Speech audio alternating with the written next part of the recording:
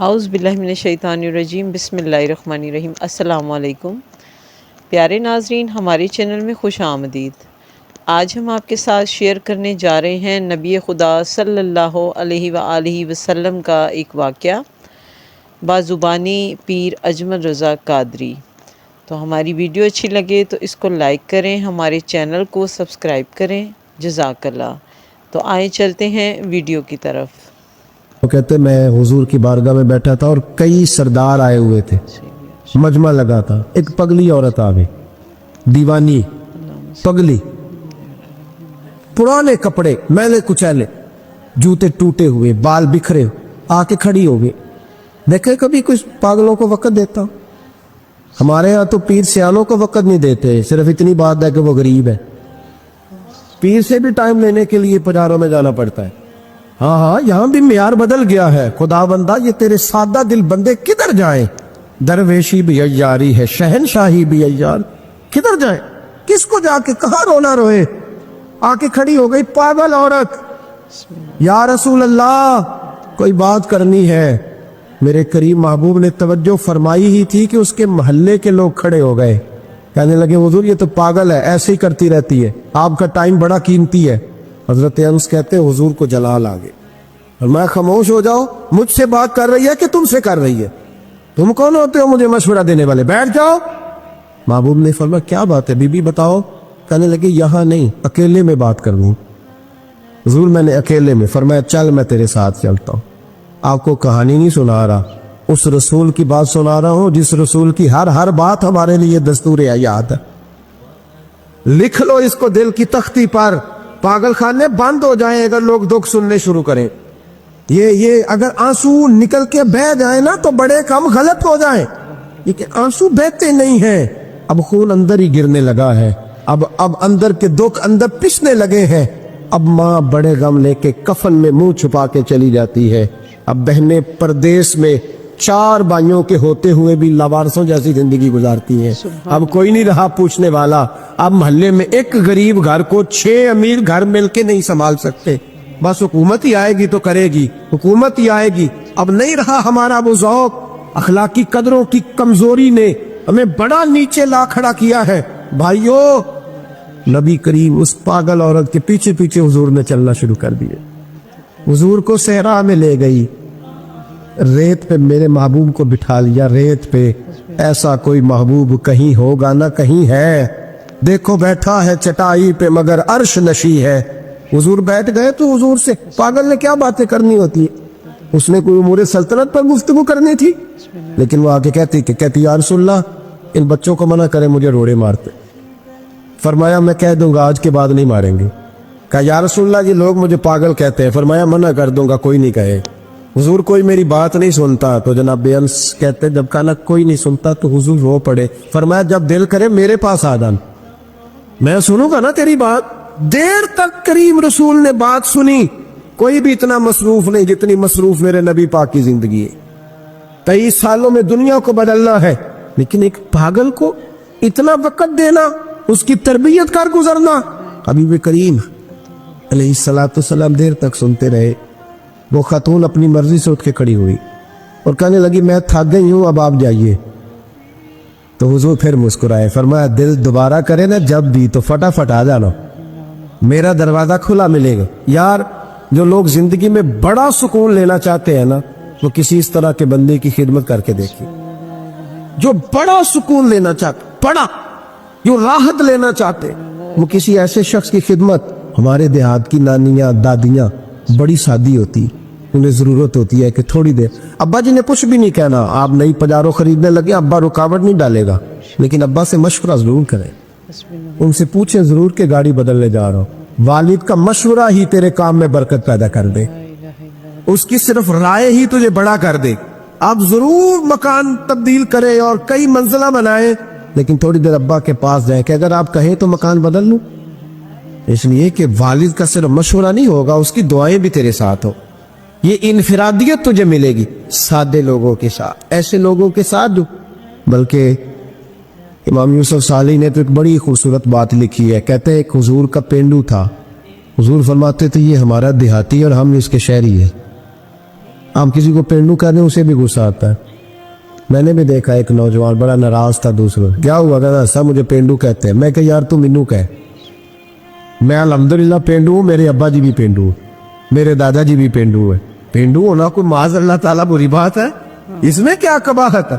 अरब का तो रिवाज था कि जब बच्चा पैदा होता था तो अच्छी आबो हवा के लिए गांव में भेजा करते थे। मेरे महबूब पाक भी हजरत हलीमा सादिया के गांव में जाके रहे हैं।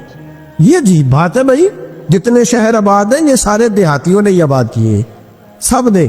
ये अलग बात है कि शहर में आकर पढ़ने वाले भूल गए किसकी माँ ने कितना जेवर बेचा था, ये भूल गए लोग। अब वो कहते हैं हम तो रईस आजम थे शुरू से ही। थोड़ा पीछे पलट के देख, तेरे होश ठिकाने आ जाएंगे। जरा पीछे पलट के देख के तू क्या था और आज तू कहाँ खड़ा है, फिर देख तेरा मेयार सोच का बदल जाए, फिर जरा तेरी तबीयत। हुजूर फरमाते हैं हमारा देहाती है, हम उसके शहरी हैं।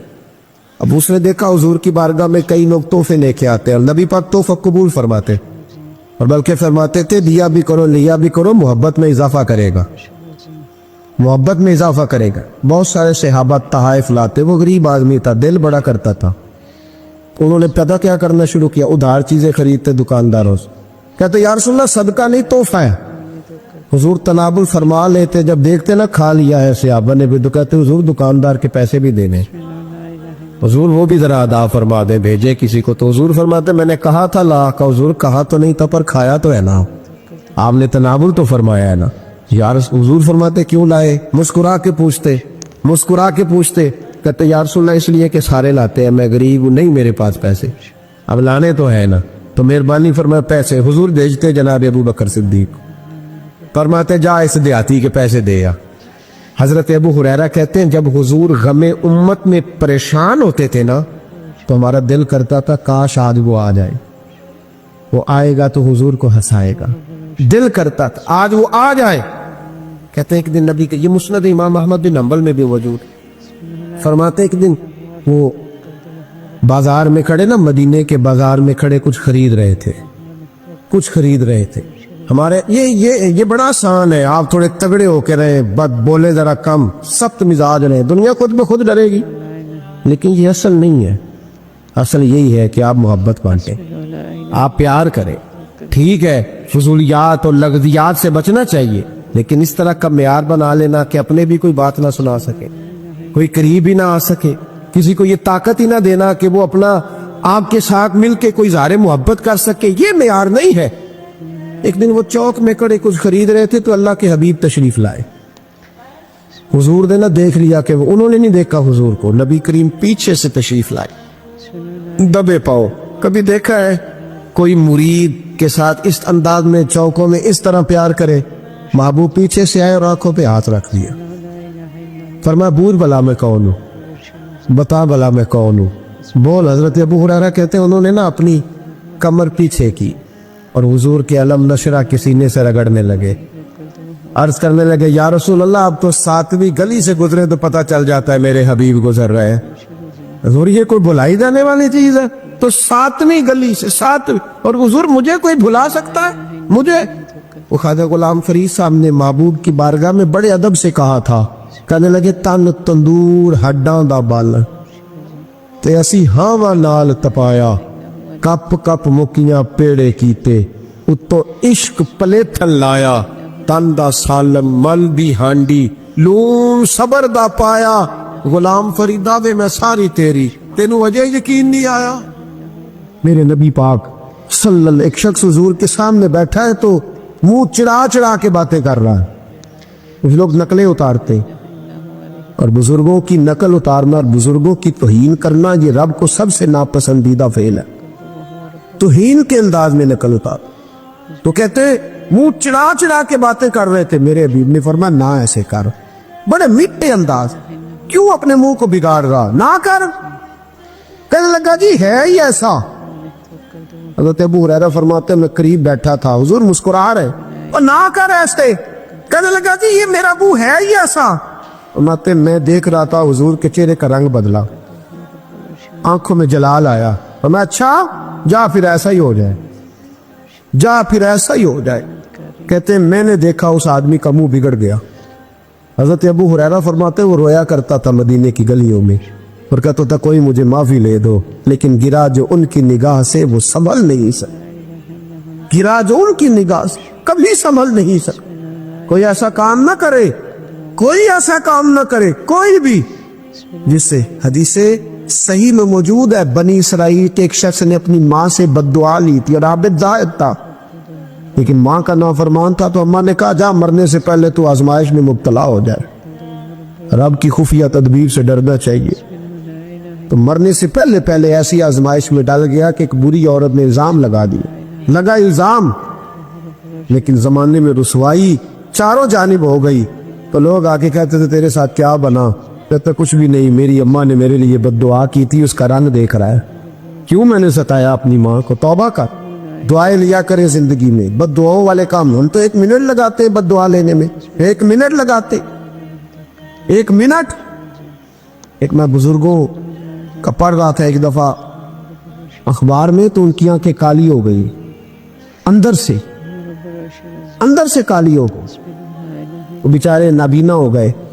کسی نے ان سے کہا کہ ہوا کیا؟ تو کہنے لگے ایک شرارتی لڑکے نے میرے آگے کھڑے ہو کے 2-3 دفعہ ریس دی تو دھواں میرے منہ پہ پڑا، تو آنکھوں کے اندر گھس گیا ہے، بڑے علاج کرائے، لیکن اس کی شرارت تھی نا۔ تو وہ کہتے ہیں میں تو یہی کہتا ہوں کہ اللہ کرے تجھے بھی کبھی یہ معاملہ ہو، تجھے پتہ چلے۔ ہم نہیں، باز ہی نہیں آتے، ہم کسی کو تکلیف دینے کا کوئی موقع ہاتھ سے جانے نہیں دیتے۔ میرے عزیزو یاد رکھو، ڈھونڈا کرو کہاں کہاں کس کس کو ستا بیٹھے، کس کس کی توہین کر بیٹھے، کہاں کہاں ہم نے لوگوں کے بد دعائیں اکٹھی کی۔ بد دعائیں پیچھا کرتی ہیں، پر جس طرح دعا پیچھا کرتی ہے بد دعا بھی پیچھا کرتی، وہ پیچھے پیچھے چلتی ہے، وہ تاڑتی ہے۔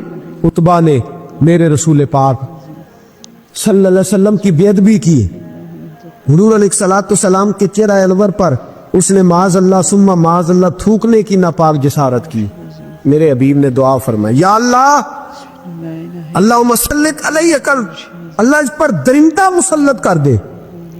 ابو لہب کا بیٹا تھا، رات کو جب سوتا تھا تو ابو لہب 2-4 بندوں کو معاوضہ دے کے کھڑا کرتا تھا کہ نیزے لے کے کھڑے ہو جاؤ، میرے بیٹے کے قریب کوئی نہ آئے۔ توجہ ہے آپ کی؟ نیزے لے کے کھڑے ہو جاؤ۔ لوگ کہتے تو انہیں نبی بھی نہیں مانتا، اور بات ہر ایک مانتا ہے، پیغمبر بھی نہیں مانتا، تو ان کے جملے کہنے لگا میں مانوں نہ مانوں بات الگ ہے، لیکن میرا تجربہ ہے، جو اس کے منہ سے نکل جاتا ہے وہ ہو جاتا ہے، جو ان کی زبان اتھر سے نکل جاتا ہے وہ۔ ایک سفر پہ جا رہے تھے، قیام کرنا تھا، سونا تھا، 4 پہیاں لگی چاروں جانب، تو بیچ میں ابو لہب نے اپنے بیٹے کی 4 پائی لگائی، بیچ میں۔ جاگ رہے ہیں آپ لوگ؟ ارد گرد دوسرے لوگ سے بیچ میں، اور لوگ کہنے لگے تو پاگل ہو گیا ہے، اگر کوئی شیر آئے گا تو باقیوں کو نہیں کاٹے گا، صرف اس کو کاٹے گا۔ کہنے لگا بد دعا تو اس کے لیے ہوئی ہے، دعائے ضرر تو اس کو ملی ہے، اسی پہ مسلط ہوگا۔ شیر آیا رات کے اندھیرے میں، لوگ تھکے ہوئے تھے، ایک بندہ جاگ رہا تھا، وہ کہتا اس نے سب کے منہ سونگے، لیکن کسی کو اس نے تکلیف، کسی کو تکلیف، سونگتے سونگتے عتبہ تک آیا۔ اور لفظوں کا فرق دیکھیے گا، آیا ہے، چیرا ہے، پھاڑا ہے، ٹکڑے کیے، حصے بکھرے کیے، لیکن ایک بوٹی بھی نہیں کھائی، مار دیا، چہرہ بگاڑ دیا، وجود کاٹ دیا، چلا گیا قتل کر کے، کھایا نہیں ایک لقمہ بھی اس کے وجود۔ بھائی درندے پھاڑنے آتے کہ کھانے آتے، وہ کھایا نہیں، پھاڑ کے چلا گیا۔ لوگ سویرے پوچھنے لگے صحابہ سے کہ ماجرا کیا ہے؟ تو گویا صحابہ زبان حال سے کہہ رہے تھے گستاخ کا گوشت گندا ہوتا ہے، جانور بھی نہیں کھایا کرتے، گندا ہوتا ہے، یہ ہے میت کسی بے ادب کی، منہ دکھانے کے قابل نہیں ہے، ان کے دشمن پہ لعنت خدا کی، وہ رحم پانے کے قابل نہیں ہے۔ میرے رسول پاک صلی اللہ علیہ وسلم کی زبان اطہر سے اگر کبھی کسی شخص کے لیے ایسا جملہ نکل گیا تو پھر اس نے بھی اس کا پیچھا کیا، لیکن میرے حبیب نے دعائیں ہی دیے۔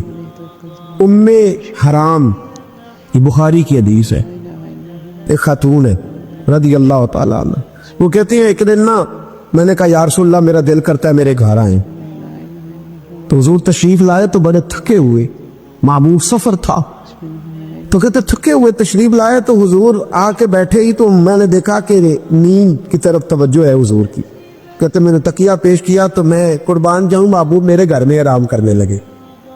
कहती हम सारे नज़ारे देने लगे, देखो हम कितने खुश किस्मत है कि हमारे बिस्तरे भी नूर नाला नूर हो गए, हमारा घर भी चमक गया, रोशनी फैल गई। कहते हुजूर सोए, जब उठे ना तो मुस्कुरा रहे थे। हुजूर उठे तो उस जमाने में कोई तसव्वुर नहीं था बैड़ी बेरे का।